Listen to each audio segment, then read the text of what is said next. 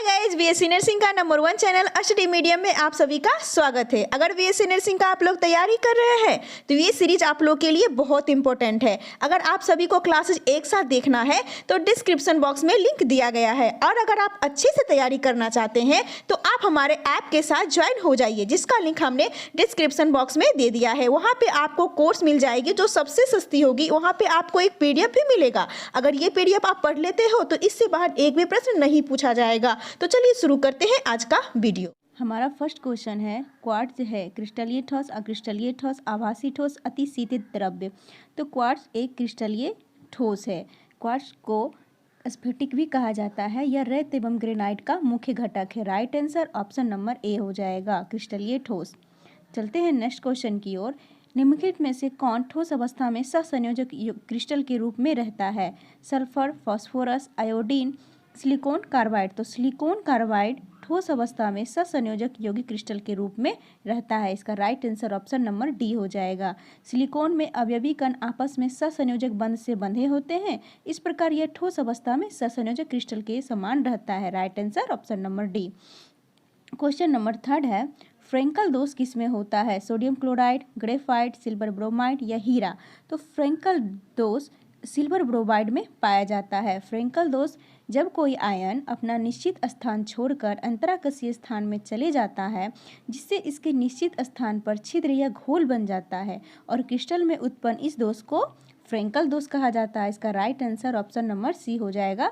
Silver bromide में Frenkel दोष होता है। क्वेश्चन नंबर 4, निम्न में से कौन अनुसंख्य गुणधर्म है? श्यानता, पृष्ठ तनाव, अपवर्तनांक, प्रासरण दाब। तो प्रासरण दाब एक अनुसंख्य गुणधर्म है। अनुसंख्य गुणधर्म विलयनों के उन गुणधर्मों को कहते हैं जो विलयन में उपस्थित विलय की संख्या पर निर्भर करता है। इसका right answer option number D हो जाएगा, प्रासरण दाब।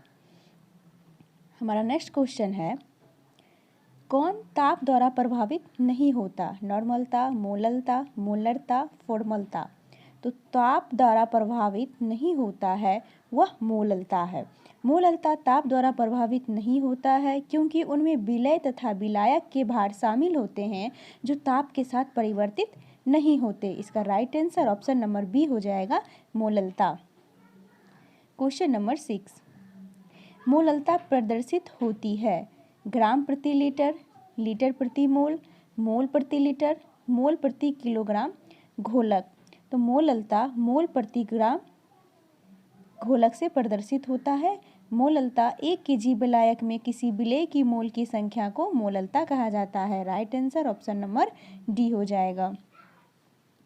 क्वेश्चन नंबर 7, प्रति केजी विलायक में विलेय की मोलों की संख्या को क्या कहते हैं? मोलरता, मोललता, सामान्यता या मोलंश।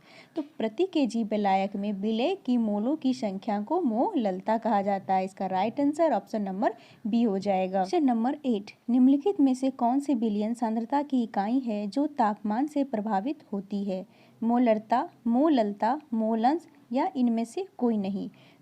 जो तापमान से प्रभावित होती है वह मोलरता है। Right answer option number A हो जाएगा, मोलरता।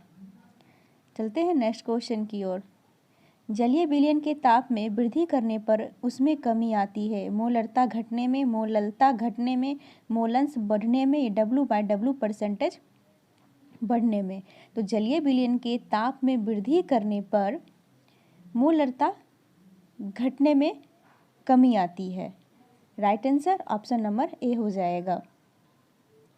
क्वेश्चन नंबर 10 है,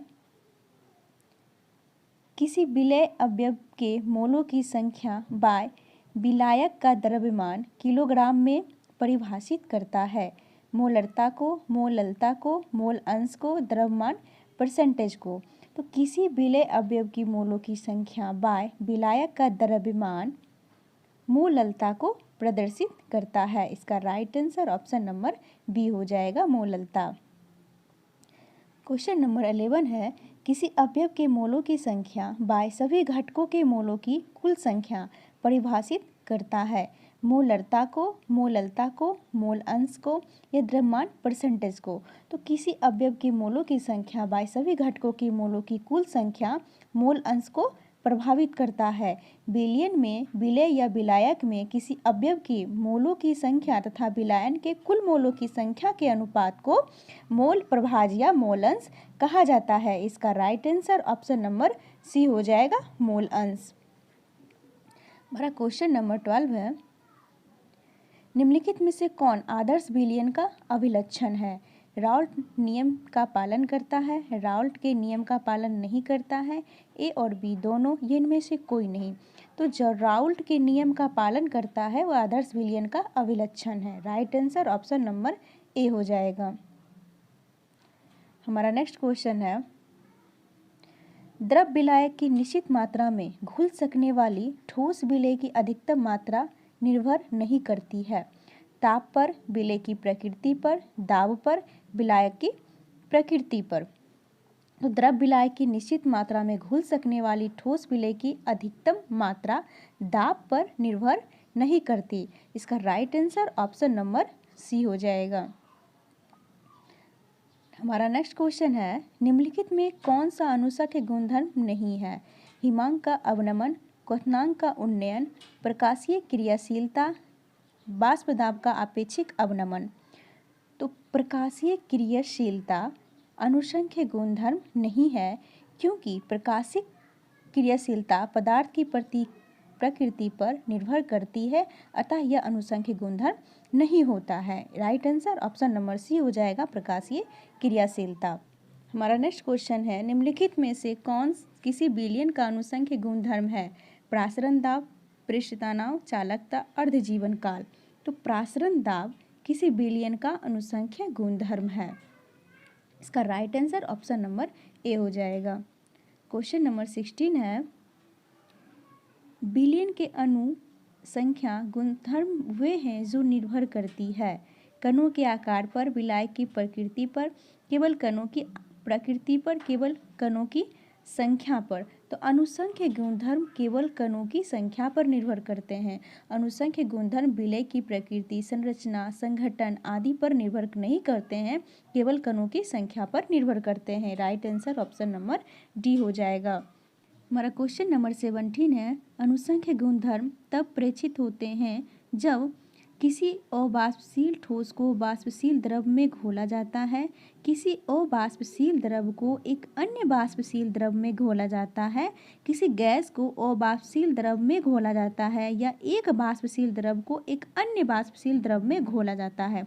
इसका आंसर कूट में देना है। इसके फर्स्ट ऑप्शन है सिर्फ फर्स्ट, सेकेंड ऑप्शन फर्स्ट और फोर्थ दोनों, थर्ड ऑप्शन सेकेंड और थर्ड दोनों, एंड फोर्थ ऑप्शन फर्स्ट और सेकेंड दोनों। इसका right answer option number D हो जाएगा, फर्स्ट और सेकंड दोनों। अनुसंख्य गुणधर्म तब प्रेक्षित होते हैं जब किसी अवाष्पशील ठोस को वाष्पशील द्रव में घोला जाता है और किसी अवाष्पशील द्रव को एक अन्य वाष्पशील द्रव में घोला जाता है। Right answer option number D हो जाएगा। हमारा क्वेश्चन नंबर 18 है, ऊंचे पहाड़ पर जल का क्वथनांक कम हो जाता है क्योंकि वायुमंडलीय दाब कम होता है, तापक्रम कम होता है, दबाव अधिक होता है, अधिक वायु होता है। तो ऊंचे पहाड़ पर जल का क्वथनांक कम हो जाता है क्योंकि वायुमंडलीय दाब वहाँ कम हो जाता है। इसका right answer option number A हो जाएगा। क्वेश्चन नंबर 19 है, निम्नलिखित में से कौन समीकरण प्रासरण दाब को व्यक्त करता है? इसके ऑप्शन से P बराबर CRT, P बराबर CRT बाई टी, या P बराबर RT बाई सी, या P बराबर RC बाई टी। इसका correct answer option number A हो जाएगा, P बराबर CRT प्रासरण दाब को व्यक्त करता है। प्रासरण दाब किसी विलयन तथा विलायक को अर्धपारगम्य झिल्ली द्वारा पृथक करने पर उत्पन्न द्रव अस्थैतिक दाब को प्रासरण दाब कहते हैं। इसका right answer option number A हो जाएगा। तो चलते हैं नेक्स्ट क्वेश्चन की ओर। प्रासरण के द्वारा अर्धपारगम्य झिल्ली निकलने देता है विलय अणु को, विलायक अणु को, जटिल आयन, सामान्य आयन। तो विलायक अणु को प्रासरण के द्वारा अर्धपारगम्य झिल्ली से निकलने देता है। इसका right answer option number B हो जाएगा, विलायक अणु।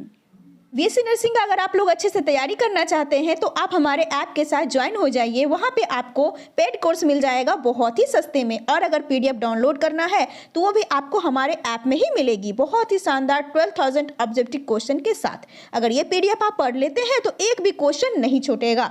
वीडियो अगर पसंद आए तो लाइक कीजिएगा, सभी के साथ शेयर कीजिएगा और चैनल को सब्सक्राइब कीजिएगा। अधिक जानकारी के लिए हमारे दिए गए हेल्पलाइन नंबर पर संपर्क करें। तो चलिए मिलते हैं नेक्स्ट वीडियो में, तब तक के लिए बाय बाय।